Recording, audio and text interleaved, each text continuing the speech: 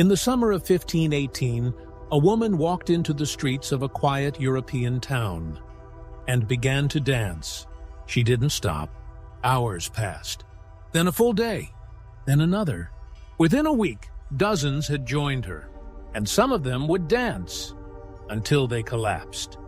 The town was Strasbourg, part of the Holy Roman Empire at the time. It was a place already suffering. Famine had tightened its grip. Disease was common. Life for ordinary people was harsh, uncertain, and filled with fear. No one knew that something even stranger was about to unfold. Her name, according to records, was Frau Trophäa. One morning in July, she stepped into the street and began to dance. Not joyfully, not at a celebration. She danced alone, in silence, under the summer sun. Witnesses said she could not stop. Her feet bled. Her body shook with exhaustion. Still, she kept dancing. Within days, others began to join her. At first, a few people, then dozens. By the end of the week, as many as 30 to 40 people were dancing uncontrollably in the streets. By the end of the month, some reports claimed hundreds were involved. They weren't smiling. They weren't celebrating. They were trapped in a movement they couldn't control. The town leaders were terrified and confused. Doctors believed the dancers suffered from overheated blood. Their solution? They hired musicians.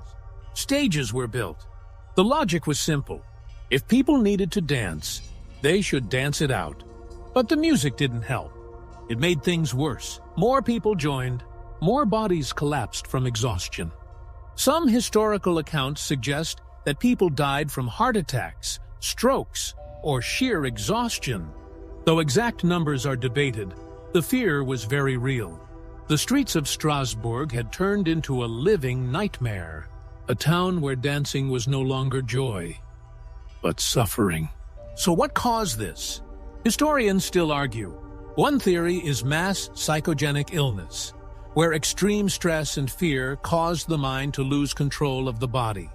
Another theory points to ergot poisoning, a fungus found on rye bread that can cause hallucinations and spasms. Others believed it was a curse or divine punishment. But none of these explanations fully solved the mystery. Eventually, the dancers were taken to a nearby shrine where rituals were performed. Slowly, the outbreak faded. The music stopped. The streets fell quiet again. But the question never disappeared. How could an entire town dance against its own will? History is full of wars, kings, and empires. But sometimes, the strangest stories are the ones no one can explain. And this was one of them.